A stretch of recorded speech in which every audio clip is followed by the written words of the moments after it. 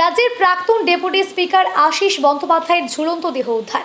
বীরভূমের রামপুরহাটের প্রাক্তন বিধায়ক ও রাজ্যের প্রাক্তন ডেপুটি স্পিকার আশিস বন্দ্যোপাধ্যায়ের ঝুলন্ত দেহ উদ্ধারকে ঘিরে চাঞ্চল্য ছড়িয়েছে। রবিবার সকালে বাড়ির দলীয় কার্যালয় থেকে তার দেহ উদ্ধার করা হয়। খবর পেয়ে ঘটনাস্থলে পৌঁছায় রামপুরহাট থানার পুলিশ। পরে পুলিশ দেহ উদ্ধার করে ময়না তদন্তের জন্য পাঠায়। এই ঘটনার পর থেকে এলাকায় ব্যাপক চাঞ্চল্য তৈরি হয়। আশিস বন্দ্যোপাধ্যায়ের মৃত্যুর সঠিক কারণ এখনো স্পষ্ট নয়। ঘটনাটি খতিয়ে দেখছে রামপুরহাট থানার পুলিশ। মৃত্যুর কারণ জানতেই ময়না তদন্তের রিপোর্টের দিকেও নজর রয়েছে তদন্তকারীদের। খুবই খারাপ খবর, এর থেকে খারাপ খবর আর হয় না। দীর্ঘদিন ধরে বিরোধী রাজনীতি করলেও ওনার সঙ্গে ভালোই সুসম্পর্ক ছিল। এতে ছোটো থেকে দেখে আসছি অধ্যাপক, আমরা ওই রামপুরহাট কলেজেরই ছাত্র, সেই সুবাদে খুব কাছ থেকে দেখা, প্লাস প্রতিবেশী। খুবই ভালো মানুষ ছিলেন, বিধায়ক ছিলেন, বিরোধী রাজনীতি করতে পারেন কিন্তু মানুষ হিসাবে অভিভাবক সম ছিলেন।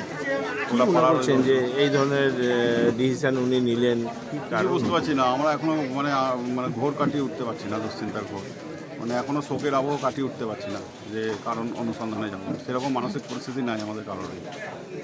আমার গোটা পরিবারটাই একসঙ্গে থাকা, যে জায়গায় রাজনীতি করি আমরা সব একসঙ্গে উৎসব পালন করি। গতকালও উনি অরবিন্দ জন্মদিন পালন করেছেন, পতাকা উত্তোলন করেছেন, স্বাভাবিক চন্দ্রে হাঁটাচলা করতেন। মনের মধ্যে কী আলোড়ন চলেছে আমরা কখনোই অনুধাবন করতে পারিনি। খুবই খারাপ লাগছে, এর থেকে বাজে খবর আর হয় না রামপুরহাটের রাজনীতি। খুব ছোটোর থেকে যবে থেকে বড় হয়েছে ওনাকে বিরোধী পরিসরে রাজনীতি করতে দেখেছি, মা আমলেও দেখেছি, এতে দেখেছি। সবসময় ক্ষমতা রাজনীতি থাকতেন, নিজের স্বকীয়তা, নিজের মেজাজে, নিজের যোগ্যতাতেই উনি রাজনীতির শীর্ষে অবস্থান করতেন গোটা রামপুরহাট মহকুমা তথা জেলাতে। কি এমন ঘটলো যে উনি আত্মবিশ্বাস হারিয়ে ফেললেন? এই ধরনের ঘটনা পরম্পরার কী হচ্ছে সেটা পুলিশ তদন্ত করে দেখুক, আমরা তো কিছুই খুঁজে পাচ্ছি না এই মুহূর্তে। শোকের আবহ থেকে না কাটালে আমরা এখন বুঝতে পারছি না কী হয়েছিল, কী ঘটনা, কী ঘটেছিল, কী কারণে এরকম নিলেন।